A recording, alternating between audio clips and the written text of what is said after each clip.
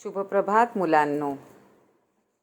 आज आपण इतिहासाच्या तासाला तुमच्या आवडीचा, तुम्हाला आवडणारा एका पाठाचा अभ्यास करणार आहोत. त्यासाठी तुम्हाला पहा, मी काही चित्र दाखवते आहे. चित्रे पाहून काय आठवते पहा. पीचा तास आठवला की नाही?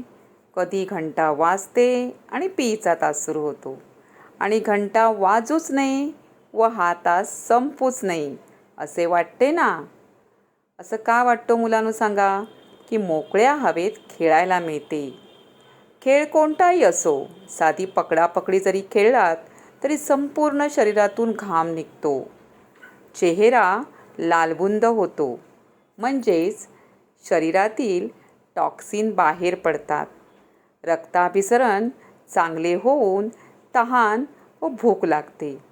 थोडक्यात संपूर्ण शरीराला व्यायाम मिळून मनाला आनंद निर्माण होतो, म्हणजे मनात आनंद निर्माण होतो. खेळ जसा जीवनात महत्त्वाचा आहे तसाच तो इतिहासात सुद्धा महत्त्वाचा आहे.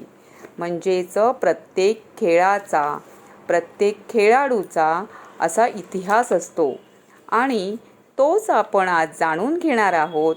प्रकरण 7 खेळ आणि इतिहास यामधून आपण यावर्षी उपयोजित इतिहास शिकत आहोत.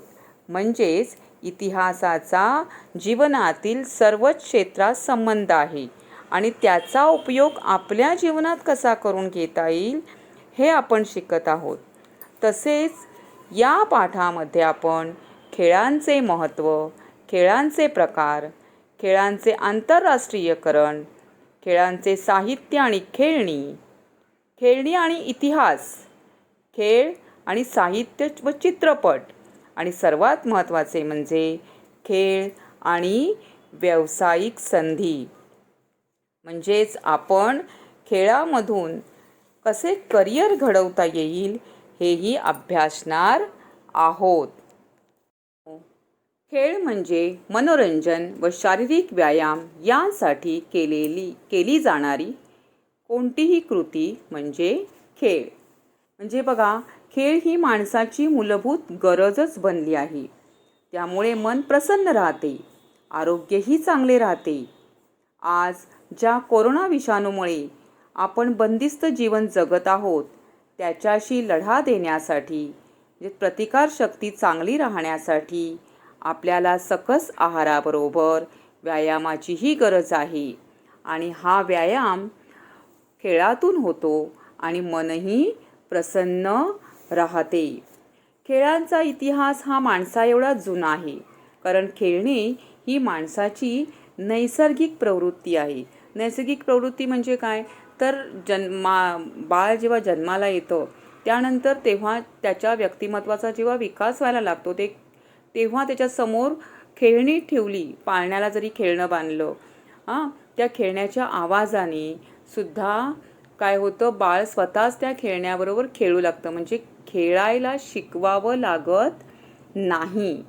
आणि मानवाच्या प्रारंभीच्या काळात पण विविध प्रकारचे खेळ खेळले जात होते. शिकार हा जसा उदरनिर्वाहाचा मार्ग होता तसाच तो खेळ व मनोरंजनाचाही एक भाग होता. म्हणजे अश्मयुगीन मानवाचा अभ्यास करताना पहा की हा मानव शिकार करत असे आणि आपले पोट भरत असे. शिकार करताना तो समूहाने हिंस्र प्राण्याची भाला, बाण इत्यादी शस्त्रांद्वारे शिकार करीत असे. आणि मग त्यांच्यामध्येही स्पर्धा असे की ज्याचा बाण किंवा भाला सर्वात प्रथम लागेल त्या हिंस्र प्राण्याला, तर याच्यामध्ये सुद्धा त्यांना आनंद मिळत असे. आणि हा म्हणजे शिकार आणि म्हणजे पोट भरणे आणि खेळ अशा दोन्ही गोष्टी त्यांच्यामध्ये होत असत. तसेच आपली प्राचीन संस्कृतीमधील 2 महाकाव्य पहा, रामायण, महाभारत यामध्ये सुद्धा द्यूत खेळणे, मुष्टियुद्ध, रथांच्या शर्यती, बुद्धिबळ, कुस्ती असे वेगवेगळे खेळ खेळले जात असत. आणि त्यावेळचे लोक आपला पराक्रम, शक्ती या खेळातूनही सिद्ध करीत असत. मुलांनो, माहीत आहे का तुम्हाला, यामधून आपण 2 माहितींचा महत्त्वपूर्ण असा अभ्यास करणार आहोत. सुरुवातीला आहे ऑलिम्पिक. ऑलिम्पिक खेळ तुम्हा सर्वांना माहीत आहे. गेल्या 9वीत असताना आपण याचा अभ्यास केलेला आहे. ऑलिम्पिक खेळांची सुरुवात ही इसवी सन पूर्व 776 ग्रीक संस्कृतीमध्ये झाली आहे. ग्रीक नगरराज्यात लहान मोठी अशी असंख्य राज्ये होती. उदाहरणार्थ अथेन्स, स्पार्टा इत्यादी. आणि यामध्ये आपापसात नेहमी लढाया होत असत. मग यातूनच शांतता निर्माण व्हावी, मैत्रीची भावना निर्माण व्हावी, यासाठी काही राजांनी मिळून ऑलिम्पिया या ठिकाणी खेळांच्या स्पर्धा घेण्यास सुरुवात केली. आणि त्या काळामध्ये युद्ध बंद ठेवले जात असे. हळूहळू युद्धाची तीव्रताही कमी होऊ लागली आणि मैत्रीची भावना वाढू लागली आणि शांतताही निर्माण झाली. आणि त्या काळात स्पर्धेत जिंकणाऱ्याला ऑलिव्ह वृक्षाची पानांची माळ घालून त्याचा सत्कार केला जात असे. आधुनिक काळात ऑलिम्पिकची सुरुवात 1856 झालेली आहे आणि जगातील सर्वच राष्ट्रातील खेळाडू या खेळांमध्ये भाग घेतात. दर 4 वर्षांनी ऑलिम्पिक स्पर्धा घेतली जाते. 2016 ब्राझील येथील रिओ या ठिकाणी ऑलिम्पिक सामने झाले आणि 2020 जपानमधील टोकियो या ठिकाणी होणार होते. परंतु कोरोना विषाणू महामारीमुळे हे खेळ आता ऑलिम्पिकचे सामने पुढे ढकलण्यात आले आहेत. आणि आत्ता आधुनिक काळातील या ऑलिम्पिक स्पर्धेमध्ये विजेत्या खेळाडूंना गोल्ड, ब्रांझ, सिल्वर अशी पदके देऊन त्यांचा गौरव केला जातो. आणि दुसरा आता महत्त्वपूर्ण आणि जुना खेळ आहे तो म्हणजे कुस्ती. हा फार जुना खेळ आहे. जशी शिक्षणाची विद्यापीठे असतात तसेच खेळ, कुस्ती यांची प्रशिक्षण देणारी ही विद्यापीठे आहेत. व्यायामाचे महत्त्व संत रामदास स्वामींनी आपल्याला सांगितले. त्यांचाच वारसा काही व्यक्तींनी पुढे चालवलेला आहे. पहा, वडोदरा येथील प्रसिद्ध पहिलवान जुम्मादादा आणि माणिकराव यांची व्यायामशाळा, पतियाळा येथील क्रीडा विद्यापीठ हे पंजाबमध्ये आहे, गुजरातमधील गांधीनगर येथे स्वर्णिम गुजरात स्पोर्ट्स विद्यापीठ, तर महाराष्ट्रातील कोल्हापूर येथील खासबाग व मोतीबाग तालीम, अमरावती येथील हनुमान व्यायाम प्रसारक मंडळ, पुण्यातील बालेवाडी येथील श्री शिवछत्रपती क्रीडा संकुल कुस्ती व इतर खेळांच्या प्रशिक्षणासाठी प्रसिद्ध आहे. अशा प्रकारे वेगवेगळ्या खेळांच्या प्रशिक्षणासाठी या संस्था कार्यरत आहेत, ज्यामुळे खेळाडू राष्ट्रीय, आंतरराष्ट्रीय स्तरावर खेळ खेळतील. विद्यार्थ्यांच्या खेळाडू वृत्तीला वाव मिळावा यासाठीच प्रयत्न केले जात आहेत. खेळाला जीवनात महत्त्वाचे स्थान आहे. आपल्या मनातील चिंता, काळजी, दुःख खेळ विसरायला लावतात. खेळल्यामुळे व्यायाम होतो, भूक लागते, शरीराला ऊर्जाही मिळते. खेळताना मन खेळात गुंतलेले असेल तर आपण चिंता विसरतो, मनावरील ताण कमी होतो.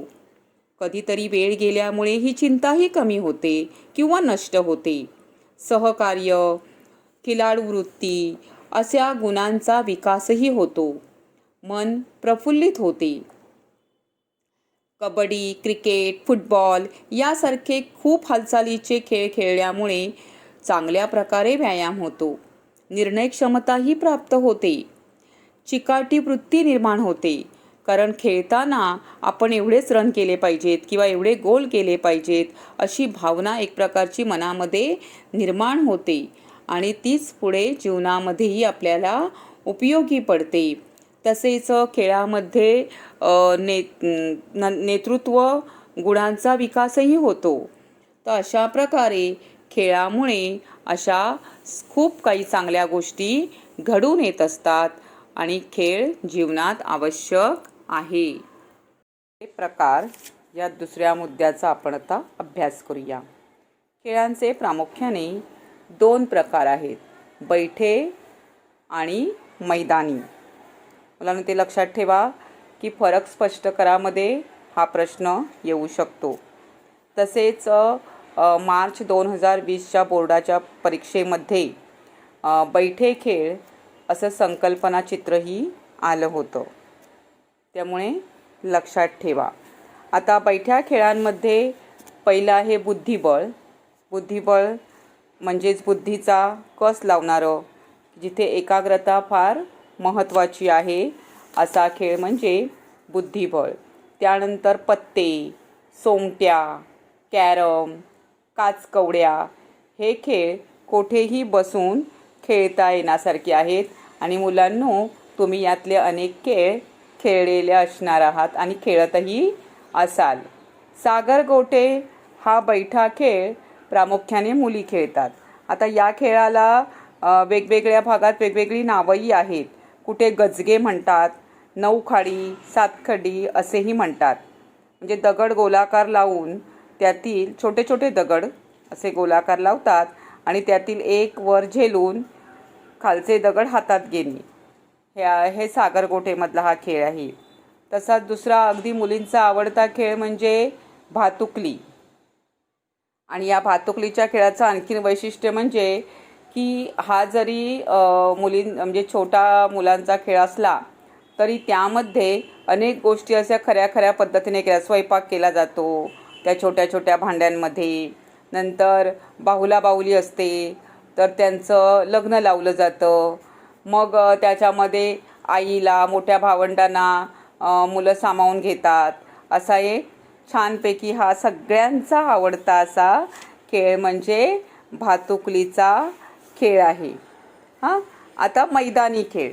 मैदानी खेळामध्ये सुद्धा 2 प्रकार आहेत, एक भारतीय मैदानी खेळ आणि विदेशी मैदानी खेळ. भारतीय मैदानी खेळामध्ये लंगडी, त्यानंतर कबड्डी, आट्यापाट्या, खो खो या खेळांचा समावेश होतो. तसेच गोट्या, लगोरी, विटीदांडू, भिंगऱ्या, भोवरे, फुगडी, झिम्मा, लंगडी असे खेळही मुलं आणि मुली एकत्र येऊन खेळत असतात. आणि विदेशी खेळांमध्ये badminton, table tennis, hockey, cricket, football, golf, polo इत्यादी खेळांचा समावेश होतो. त्यानंतर मैदानी खेळ बघा, धावण्याच्या शर्यती ह्या जगभर लोकप्रिय आहेत. आपण आपला जो शाळेचा स्पोर्ट्स असतो की नाही, त्यावेळेला सुद्धा ही धावण्याची शर्यत घेतो. बघा, धावण्याच्या शर्यतीमध्ये 100 मीटर, 200 मीटर, मॅरेथॉन आणि अडथळ्याच्या शर्यती यांचा समावेश होतो. ऑलिम्पिकमध्ये सुद्धा मुलांनो धावण्याच्या शर्यती असतात. त्यानंतर शारीरिक कौशल्यावर आधारित काही खेळ असतात. तर त्यामध्ये उत्तम असे कौशल्य दाखवावे लागते खेळाडूला. पहा, गोळाफेक. गोळाफेक म्हणजे विशिष्ट सर्कलमध्ये उभे राहून धातूचा गोळा लांबवर फेकायचा असतो आणि तो जितका लांब जाईल, एक तर तो वजनाने खूप जड असतो, जितका लांब जाईल तेवढा त्याप्रमाणे स्पर्धक विजेते होत असतात. आणि त्यातला दुसरा प्रकार म्हणजे थाळी फेक आहे. लांब उडी, उंच उडी. आता लांब उडी आणि उंच उडी सुद्धा आपल्या शाळेत स्पोर्ट्समध्ये घेतले जातात. तुमच्यापैकी अनेकांनी त्यात सहभाग घेतलेला असेल. त्यानंतर पाण्यातील खेळांमध्ये पोहण्याच्या शर्यती ह्या पाहायला सुद्धा फार मजा वाटते बघा. या तुम्ही टीव्हीवर कधी पाहिल्या असतील. वॉटर पोलो, नौकानयन म्हणजे बोटींच्या शर्यती असतात. तसेच शारीरिक कसरतीमध्ये खेळांमध्ये मल्लखांब, दोरीवरचा मल्लखांब, जिम्नॅस्टिक इत्यादींचा समावेश असतो. आणि हा जो खेळ आहे की नाही, मल्लखांब वगैरे पाहताना अगदी आपल्याला फार म्हणजे एका खांबावर मुलं उभी राहतात आणि अनेक मुलं बघा, चित्रामध्ये पण मुलांनो बघा, किंवा दोरीवर उभे राहतात बघा आणि कसरत करतात. तेव्हा आपल्याला अगदी अंगावर अगदी रोमांच उभे राहतात. असे हे खेळ आहेत. साहसी खेळ आहेत. साहसी खेळ पाहताना सुद्धा आपल्या मनाला एक प्रकारचा वेगळीच अनुभूती मिळते. बघा, स्केटिंग ही तुम्ही तुमच्यापैकी अनेकांनी स्केटिंग पायाला बघा, चित्रामध्ये बघा पायाला असे ते वेगळ्या प्रकारचे शूज आणि त्याला खाली व्हील असतात, ते केलंसुद्धा असेल. त्यानंतर स्कीइंग, घसरण्याची शर्यत. आईस हॉकी म्हणजे बर्फामध्ये हा खेळ खेळला जातो. त्यानंतर सगळ्यात साहसी आणि रोमांचकारी म्हणजे काय माहिती आहे, ग्लायडिंगमध्ये पॅराग्लायडिंग वगैरे असतं बघा. पॅराशूट म्हणजे आकाशामध्ये जाऊ म्हणजे हेलिकॉप्टरमध्ये जाऊन तिथून ते पॅराग्लायडिंग आपल्याला बांधलं जातं आणि तिथून आपल्याला हवेत सोडलं जातं.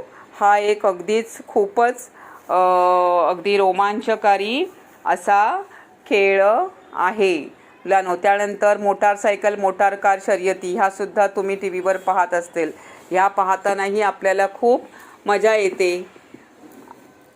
तर अशा प्रकारे ह्या आपण जे खेळाचे जे प्रकार आहेत ते पाहिलेले आहेत. आता माहीत आहे का तुम्हाला, याद्वारे आपण मल्लखांब याविषयी काही विशेष माहिती जाणून घेऊया. श्रीमती मनीषा बाटे यांनी केलेल्या संशोधनानुसार कुस्तीसाठी पूरक असा मल्लखांब व त्यातील पकडी यांची निर्मिती उत्तर पेशवाईतील मल्लविद्या गुरु बाळंभट देवधर यांची आहे. बाळंभट दादांना हा व्यायाम प्रकार वानरांच्या झाडावरील क्रीडा पाहून स्फुरला असेही नमूद केले जाते. म्हणजे तुम्ही मल्लखांबचं चित्र पाहिलं असेल तर एकाच खांबाला कोणत्याही आधाराशिवाय वेगवेगळ्या कसरती करून दाखवल्या जातात. तर हे बाळंभट जे आहेत पेशवाच्या काळातले, तर त्यांनी वानरांना म्हणजे वानरं कशी फांदीला लटकून राहतात, तर ते पाहून त्यांनी हा कसरतीचा प्रकार काय केलेला आहे, व्यायामामध्ये आणण्याचा प्रयत्न केलेला आहे. तसंच दुसरी आणखीन एक महत्त्वाची गोष्ट म्हणजे माहीत आहे का तुम्हाला, मध्ये झाशीची राणी याविषयी एक विशेष माहिती दिलेली आहे. बघा, झाशीच्या राणीचा आपल्याला इतिहासातील पराक्रम मुलांना तुम्हाला माहिती आहे. 1857च्या लढ्यामध्ये ब्रिटिशांच्या विरोधात अखेरपर्यंत रणांगणात झुंज देणारी एकमेव स्त्री म्हणजे झाशीची राणी लक्ष्मीबाई आहे. पण तिचा आणखीन एक विशेष माहिती आपल्याला इथे सांगितली आहे, ती म्हणजे बाईसाहेबांस शरीराचा शौक फार होता. पहाटेस उठून मल्लखांबासी जाऊन 2 घटका कसरत करून नंतर घोडा मंडळावर धरून लागलीच हत्तीवर बसून हत्तीस फेरफटका करून 4 घटका दिवसास खुराकाचे खाणे व दूध पिणे करून स्नान होत असे. म्हणजे बघा, पहाटे उठायच्या, मल्लखांबाची कसरत करायच्या, त्यानंतर घोड्यावर रपेट मारायच्या म्हणजे घोड्यावरून फिरून यायच्या, मग हत्तीवरून रपेट मारायच्या, फेरफटका मारायच्या, त्यानंतर त्यांचं खाणंसुद्धा बघा किती चांगलं होतं. अशा प्रकारे 4 घटका म्हणजे 4 तास दिवसातलं त्यांचा हा कार्यक्रम होता. आणि ह्या सगळ्या चांगल्या त्यांच्या म्हणजे शारीरिक व्यायाम बघा किती चांगला होता, खुराकही चांगला होता आणि म्हणूनच त्या ब्रिटिशांविरुद्ध लढा देऊ शकल्या हे आपण जाणतो आहोत.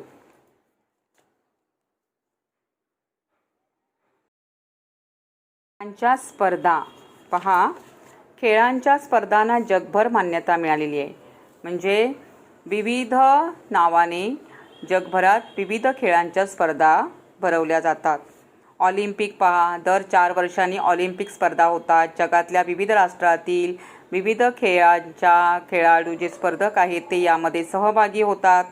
त्यानंतर एशियाड म्हणजे आशिया खंडातील जे देश आहेत त्यातील स्पर्धक या स्पर्धेमध्ये सहभागी होतात. त्यानंतर दिव्यांगांचे ऑलिम्पिक, दिव्यांग जे खेळाडू आहेत त्यांसाठी सुद्धा ऑलिम्पिक घेतले जाते. क्रिकेट विश्वचषक स्पर्धा दर 4 वर्षांनी होते. 2016चा विश्वचषक भारताने मिळवला होता, हा तुम्हाला सर्वांनाच माहिती असेल. हॉकी, कुस्ती, बुद्धिबळ या खेळांच्या स्पर्धासुद्धा जागतिक पातळीवर होत असतात. आपल्या देशात हॉकी व क्रिकेट हे लोकप्रिय खेळ आहेत आणि हॉकी हा भारताचा राष्ट्रीय खेळ आहे, हे लक्षात ठेवा. क्रिकेट खूप लोकप्रिय आहे, पण क्रिकेट हा राष्ट्रीय खेळ नाही. या खेळांच्या स्थानिक, शहर, तालुका, जिल्हा, राज्य, राष्ट्र आणि आंतरराष्ट्रीय स्तरावर स्पर्धा होत असतात. म्हणजे हे जे सगळे खेळ आहेत ते स्थानिक पातळीवर पहिल्यांदा खेळले जातात. मग खेळाडूचा एखादा खेळात प्रावीण्य मिळवलेला खेळाडू स्थानिक पातळीवर यशस्वी झाला तर तो शहर पातळीवर, त्यानंतर पुढे तालुका पातळीवर, मग जिल्हा, राज्य, राष्ट्र आणि मग आंतरराष्ट्रीय स्तरावरही नावलौकिक मिळवतो. अशी अनेक उदाहरणं तुम्ही पाहिलेली आहेत. आणि खेळ हेच त्यांचं काय होतं, करिअर होतं. म्हणजे त्यातच पुढे त्यांनी आपलं उत्तम या क्षेत्रामध्ये करिअर घडवतात. अशी अनेक उदाहरणं आहेत की आणि ती तुम्हाला माहिती आहेत. सचिन तेंडुलकर जे मुंबई शहरातलं एक उत्तम उदाहरण तुमच्या समोर आहे मुलांनो, की जो शाळेतून खेळत होता, त्यानंतर विभागातून खेळताना मुंबई शहरातून नंतर प्रादेशिक स्तरावर गेला, राज्यस्तरावर गेला आणि आज आंतरराष्ट्रीय स्तरावर नावलौकिक मिळवून निवृत्तही झालेला आहे. सुनील गावस्कर आहे उदाहरण तुमच्या समोर. अशी विविध खेळातली आहेत. आणि एक हॉकीच्या खेळाडूतलं उदाहरण तुमच्यासमोर सांगते की मेजर ध्यानचंद हे भारतीय हॉकीचे खेळाडू आणि संघनायक होते. आणि हे त्यांच्या नेतृत्वाखाली 1936 साली म्हणजे ब्रिटिशांच्या काळापासून हे खेळत होते. हॉकी संघाने बर्लिन ऑलिम्पिकमध्ये सुवर्णपदक जिंकले. त्यापूर्वी 1928 आणि 1932मध्येही भारतीय हॉकी संघाने सुवर्णपदके जिंकली. म्हणजे सतत 3 वेळा भारतीय हॉकी संघाला सुवर्णपदक मिळालेलं आहे. आणि तेव्हा ध्यानचंद हे भारतीय संघाकडून खेळत होते. 29 ऑगस्ट हा त्यांचा जन्मदिवस राष्ट्रीय क्रीडा दिवस म्हणूनच साजरा केला जातो. त्यांना हॉकीचे जादूगार म्हणूनही म्हटले जाते. 1956मध्ये त्यांच्या हॉकीतील कामगिरीबद्दल त्यांना पद्मभूषण या सन्मानाने विभूषित केलेले आहे. हे लक्षात ठेवा मुलांनो की हा मानाचा पुरस्कारही त्यांना दिलेला आहे, कारण त्यांचं कर्तृत्व तेवढं आहे की 3 वेळा ऑलिम्पिक स्पर्धेत भारताला सुवर्णपदक मिळवून दिलेलं आहे. खेळांचे आंतरराष्ट्रीयकरण पहा. आंतरराष्ट्रीयकरण म्हणजे काय, तर कोणताही विशिष्ट खेळ हा त्याच देशापर्यंत मर्यादित राहिलेला नाही आहे. उदाहरणार्थ क्रिकेट हा इंग्लंडचा खेळ आहे, परंतु जगातले अनेक राष्ट्र हा खेळ खेळतात. म्हणून यालाच खेळाचे आंतरराष्ट्रीयकरण असे म्हणतात. ऑलिम्पिक, एशियाड, ब्रिटिश राष्ट्रकुल, विम्बल्डन यासारख्या स्पर्धांमधून खेळल्या जाणाऱ्या क्रिकेट, फुटबॉल, लॉन टेनिस इत्यादी सामन्यांचे थेट प्रक्षेपण दूरदर्शन व अन्य वाहिन्यांवर जगभर एकाच वेळी केले जाते. हे तुम्ही पाहता, पण मॅच पाहता टी व्हीवर. ज्या देशाचा त्या खेळात काही सहभाग नाही असे प्रेक्षकसुद्धा खेळाचा आनंद घेत असतात. उदाहरणार्थ क्रिकेट मध्ये अमेरिकेतल्या अनेक देशांचा समावेश नाही आहे, तरीसुद्धा ते पाहतात. म्हणजेच कारण खेळ ही अशी गोष्ट आहे की जी मनमुराद काय देते, आनंद मिळवून देते. उदाहरणार्थ क्रिकेट विश्वचषक स्पर्धेत भारत अंतिम फेरीत पोहोचल्यावर जगभरातील प्रेक्षकांनी तो सामना पाहिला. या म्हणजे फायनलच्या फेरीमध्ये भारताबरोबर दुसरा कोणता तरी एकच देश असणार आहे, पण जगातले अनेक राष्ट्रातले लोक काय होती, तो खेळ पाहत होती. या जगभराच्या प्रेक्षकांनी खेळाचे अर्थकारण बदलून टाकले आहे. हौशी खेळाडू शिकण्यासाठी सामने बघतात, प्रेक्षक मनोरंजनासाठी बघतात, कंपन्या जाहिरातींची संधी म्हणून सामन्याकडे पाहतात आणि प्रेक्षकांना सामने समजावून देण्यासाठी निवृत्त खेळाडू येतात. आता अर्थकारण बदलून टाकले. म्हणजे तुम्हाला माहिती आहे का की खेळाचे विविध चॅनल आहेत बघा टी व्हीमध्ये, हां, आणि त्या सगळ्या चॅनलवर विविध खेळ चालू असतात, स्पर्धा चालू असतात. जगभरातल्या सगळ्या दूरदर्शनवर हे दाखवलंही जातं आणि मग ते पाहणारे लोकही तेवढेच आहेत आणि पाहणारे लोक तेवढेच आहेत. म्हणून ज्या कंपन्यांना जाहिराती करायच्या आहेत आपल्या प्रॉडक्टच्या, त्या कंपन्या काय करतात, त्या खेळांच्या सामन्यांचं प्रक्षेपण त्या चॅनलवर दाखवण्यासाठी पैसा देतात. म्हणजे त्यांची जाहिरात पण दाखवली जाते, खेळांचे सामने दाखवले जातात आणि पाहणारा प्रेक्षक वर्गही त्यांचा मिळतो. त्यामुळे कंपनीचाही फायदा होतो अशा प्रकारे अर्थकरण म्हणजे पैसाही उपलब्ध होत आहे.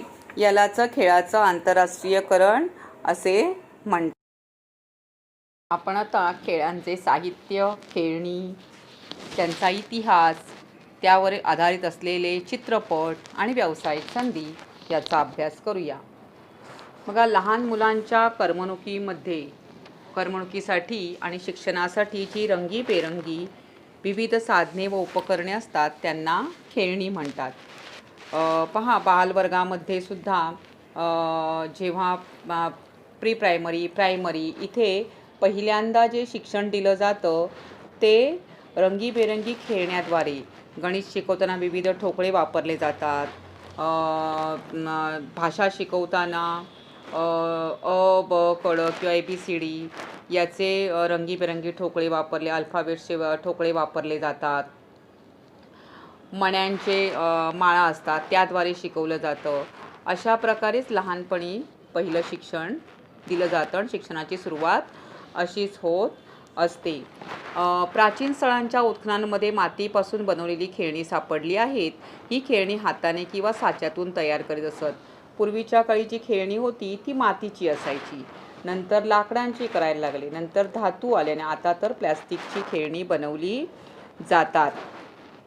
आणि प्राचीन काळात भारतीय साहित्यात बाहुल्यांचा उल्लेख आहे. शूद्रकाच्या एका नाटकाचे नाव मृच्छकटिक असे होते. मृच्छकटिक म्हणजे मातीची गाडी.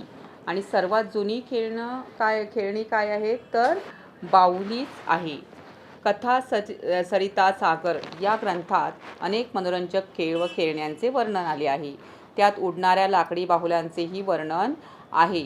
या बाहुल्या कळ दाबल्यावर उंच उडत, तर काही नाचत, आवाज करीत. तसेच ठकी नावाची महाराष्ट्रात ओळखली जाणारी एक रंगीत लाकडी बाहुली तयार केली जात असे. तिचं नाव ठकी हा प्रकार होता.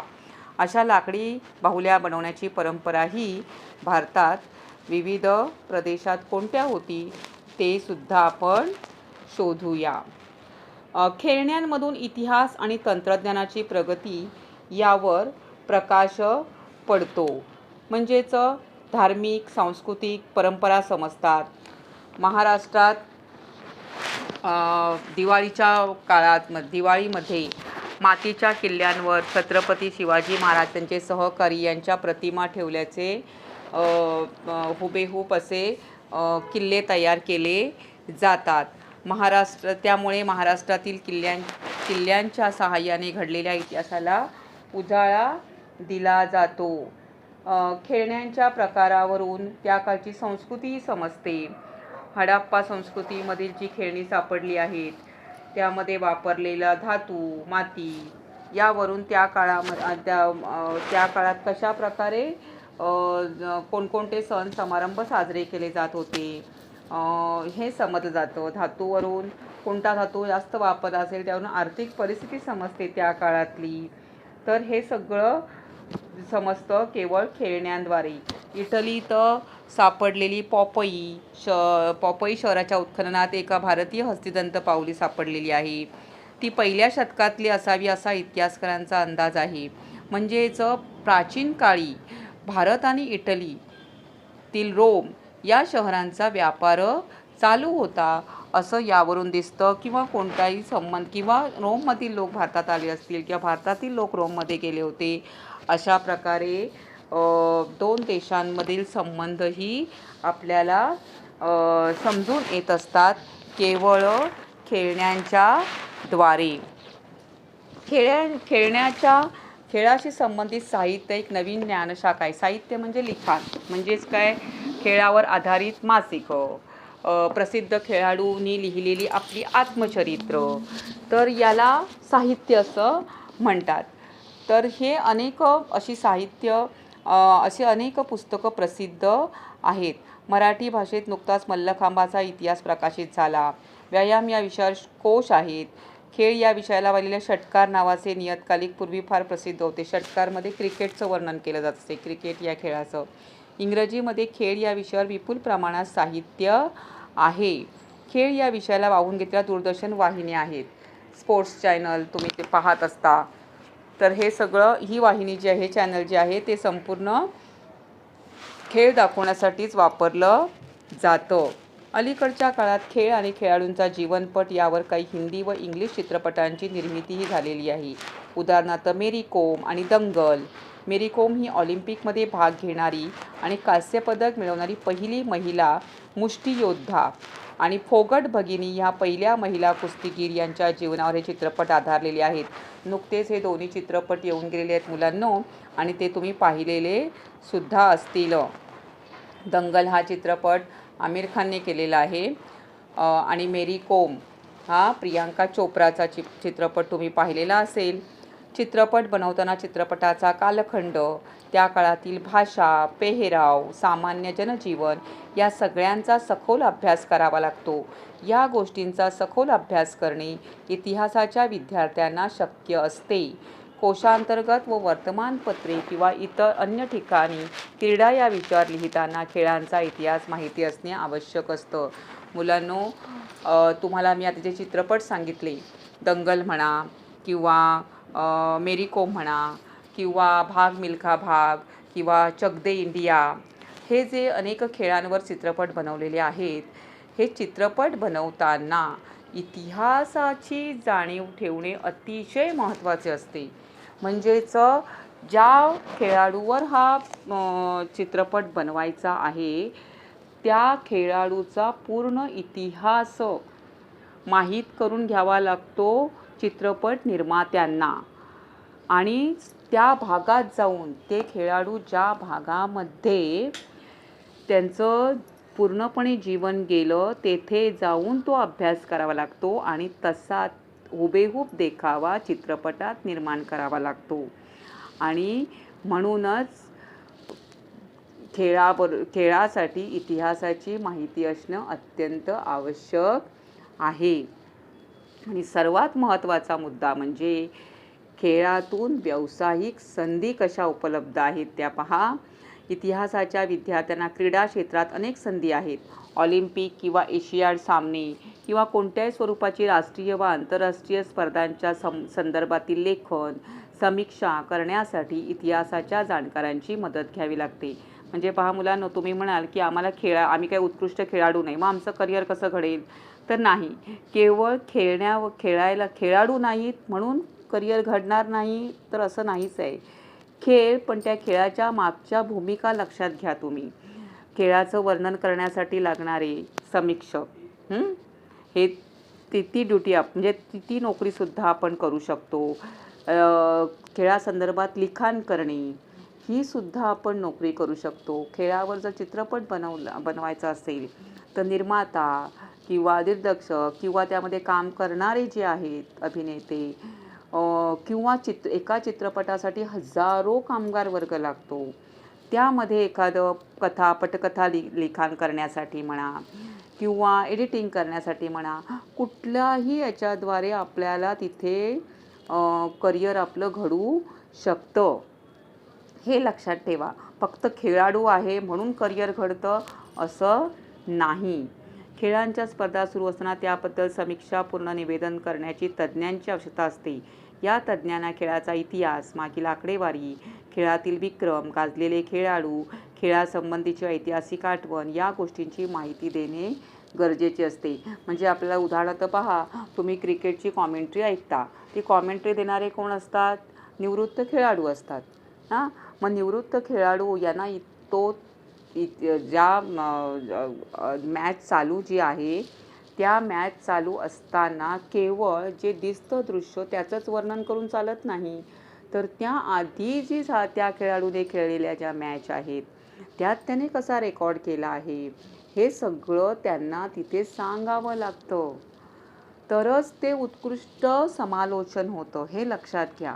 मग यासाठी इतिहासाची नितांत गरज आहे. म्हणजे त्या खेळाडूचा इतिहास, म्हणजे मागे त्याने काय केलं आहे भूतकाळामध्ये, ते सुद्धा वर्तमान काळात सांगावं लागतं, तरच ते उत्कृष्ट समालोचन होतं. तुम्ही कधी कॉमेंट्री ऐकली असेल तर जरूर ह्या गोष्टी आता लक्षात ठेवा. बघा, तुम्हाला याचा अनुभव येईल. दूरदर्शनवरून हॉकी, क्रिकेट, फुटबॉल, कबड्डी, बुद्धिबळ इत्यादी खेळांच्या सामन्यांचे प्रत्यक्ष सामना चालू असतानाचे प्रक्षेपण चालू असते. विविध वाहिन्यांमुळे या खेळासंबंधित नोंदी ठेवणाऱ्यांना महत्त्व प्राप्त झाले आहे. खेळांशी संबंधित असणाऱ्या वाहिन्या 24 तास सुरू असतात. त्यामुळे या क्षेत्रात रोजगाराच्या अनेक संधी उपलब्ध आहेत. म्हणजे तुम्ही सर्वात महत्त्वाची आणखीन एक संधी म्हणजे कोणती, की त्या चॅनलमध्ये नोकरी प्राप्त करणे. स्पोर्ट्स चॅनल जे आहेत त्यामध्ये सुद्धा हजारो लोकांना नोकऱ्या आहेत, तंत्रज्ञान सांभाळणारे. तर यामध्ये सुद्धा आपल्याला करिअर करता येतं. खेळांच्या स्पर्धांमध्ये पंचांची आवश्यकता असते. पंच म्हणून पात्रता प्राप्त करण्यासाठी परीक्षा असतात. अशी पात्रता प्राप्त केलेल्या पंचांना जिल्हा, राज्य, राष्ट्रीय आणि आंतरराष्ट्रीय स्तरावर काम करण्याची संधी मिळते. सरकारी आणि खाजगी पातळीवरून खेळांना उत्तेजन देण्याचे प्रयत्न चालू आहेत. आता तुम्ही बघता पंच, प्रत्येक खेळामध्ये पंच हा आवश्यक असतो. त्या पंचासाठी परीक्षा असते. मग ती परीक्षा पास होऊन आपण तीही नोकरी करू शकतो. खेळाडूंसाठी शिष्यवृत्तींची व्यवस्था करण्यात आली आहे. सरकारी आणि खाजगी आस्थापनांमध्ये खेळाडूंसाठी राखीव जागा ठेवण्यात आल्या आहेत.